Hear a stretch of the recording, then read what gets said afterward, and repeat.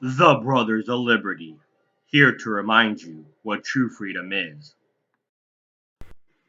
Hello, and welcome to another edition of the Brothers of Liberty with the older brother Kelton here. Today I'm going to be discussing the Declaration of Independence.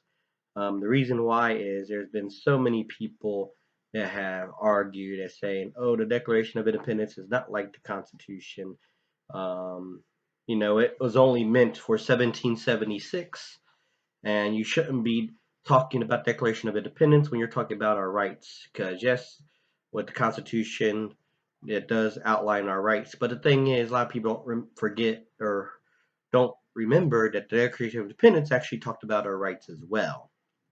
And I think that's a very important document, especially with the wording. And it wasn't just written for 1776; it was written for all ages, which is why they should teach it, but they don't want to teach it. And the reason why they don't want to teach it, because if they taught it, then they know there'll be a lot of people, definitely more than what there is now, asking for changes in the government, and the government doesn't want that. The status quo wants to keep things the way it is.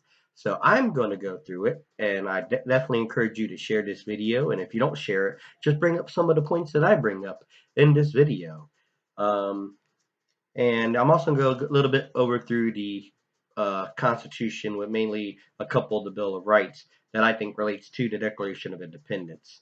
So let's go ahead and I'm going to read a couple of lines and go through some of the lines, not through the whole thing. I did have a video where I went through the whole first two paragraphs and broke it down that way, but I'm only breaking down certain lines in this one, and you'll see why. But we all know how it starts off. When, in the course of human events, it becomes necessary for one people to dissolve the political bands that have connected them with another, everybody knows it starts off that way. And right there in the first sentence, or the first part of the sentence, when in the course of human events, in other words, in the course of history, it doesn't necessarily mean the history right at that point. It's talking about any history. It didn't say that in the course of the history with the American colonies and the British colonies, when in the course of human events. Um, so it keeps on going about the truths and laws of natures, and it goes, we hold these truths to be self-evident that all men are created equal, and they are endowed by their Creator with certain alienable rights, that among these are life, liberty, and the pursuit of happiness. That's where I want to stop you right there. Everybody always want to say, oh, we're guaranteed life, liberty, and the pursuit of happiness. No, we're actually guaranteed more, because look how the sentence is formed, endowed by their Creator with certain unalienable rights, that among these are life, liberty, and the pursuit of happiness. In other words, they're naming all three, but they said among these, which means there are more rights that they're talking about. They just don't list them all down. So you'll see how it ties in with the Constitution in a minute. That to secure these rights, government are instituted among men, deriving their just powers from the consent of the governed. That means we give the consent to the people to govern us, not the other way around. They don't get the privilege to govern us because it's their privilege. No, no, no. They have the privilege to govern us because we gave them that privilege. And we, by all means, should have the right to take it away by voting, recalls, or other courses of action that does, if it keeps going to the point of where it's going to. That whenever any form of government becomes destructive of these ends, it is the right of the people, and if you look in Declaration, right and people are capitalized, to alter or to abolish it, and to institute new government.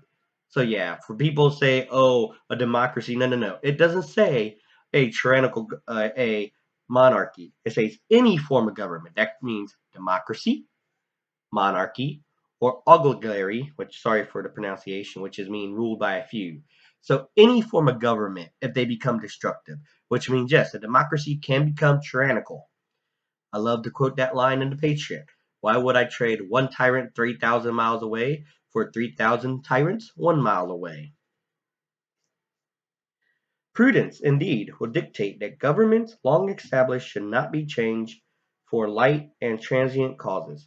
Now, we shouldn't just go changing government just because we got mad because they didn't do something we wanted or whatever. No, it's not talking about simple things. Let's talk about when rights are trampled on, like they're being now with the mandates. Mandates are not laws. Mandates was not done by Congress. The vaccine mandate was not approved by Congress. That was a president overstepping his bounds and constitutional powers.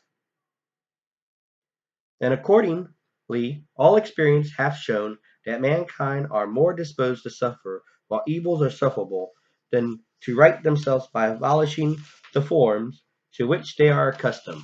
In other words, we get complacent and we get comfortable.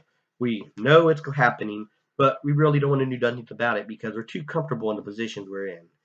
That even means if we might be too comfortable to email or write a senator or call the senators or even get out there and hold a sign to protest. Now, I've been to one protest because of my busy schedule. But I've tried, and I encourage people to write and do what they can. Not necessarily mean going out and protesting, but trying to get your local politicians on the phone and stuff. Email them. If you have time to send your friend a text, you have time to send an email to an office. But when a long train of abuses and usurpations pursuing invariably the same object evinces a design to reduce them under absolute deposition, it is their right, it is their duty to throw off such government and to provide new guards for their future security. That's in plainly. If you have the right to do something. Not only have the right to do something, you have the duty to do something. It is your right and your duty to do something. That's why they never want to teach the Declaration of Independence no more, because it teaches people it is our right and our duty to do it, not just some the wacky protesters think they're going to change it. We're supposed to change it. Now, like I said, the reason why I brought the Constitution into this is because the Constitution itself, like the Declaration of Independence, talk about it is the right of the people to abolish such government. Constitution starts off with we the people, with we and people capitalized. And believe it or not, the Bill of Rights also has a preamble. A lot of people don't know this. And this is what the preamble of the Bill of Rights says. The conventions of a number of the states having at the time of their adopting the Constitution expressed a desire in order to prevent misconstruction or abuse of its powers that further declaratory and restrictive clauses should be added, and as extending the ground of public confidence in the government will ensure the beneficent ends of its institution. In other words, they deliberately created the Bill of Rights to let the government know what they cannot take away. And I want to go to two lesser known amendments. Everybody knows the First Amendment. Everybody knows the Second Amendment. Everybody knows the Fourth, the Fifth. But do people truly know the Ninth and Tenth Amendments of the Bill of Rights, which ties in, as the Declaration of Independence will talk about rights endowed by their Creator. The Ninth Amendment, the enumeration and the Constitution of certain rights shall not be construed to deny or disparage others retained by the people. In other words, we have rights that are not written down, that the government cannot infringe just because they're not written down. That's our right of choice. That's our right to determine what kind of medical procedures we want. And the 10th Amendment states the powers not delegated to the United States by the Constitution nor prohibited by it to the states are reserved to the states respectfully or to the people. That means that any powers that the federal government was not given in the Constitution is reserved to the states and to the people, which means through Congress, we give them that power. And Congress did not give the president the power for vaccine mandates. He tried to do it through an organization because he knows it, which is still unconstitutional because we did not give the power to Congress to give OSHA the power. But this is what they don't want to discuss. If you break it down, and they should have broke it down in the Supreme Court hearings with these examples, which they didn't. It is unconstitutional. All these mandates, mask mandates, vaccine mandates, all these mandates, they're not laws, but they're oversteps in our Constitution and our rights. And remember, everybody always talks about the first, second right, First Amendment right, Second Amendment right. No one talks about the Ninth Amendment that tells us that we have rights that are not written down, and the government didn't give us those rights. We had those rights all along, and the Declaration of Independence state that too. Remember, everybody always wants to say life, liberty, pursuit of happiness. No, it says that among these are life, liberty, and the pursuit of happiness, which even the Declaration points out that there's more than three rights. But that's just my opinion on it. What's your opinion? Like, share, subscribe. And if you have any topics you want us to discuss, Brothers of Liberty 76 at gmail.com. We'd like to hear from you.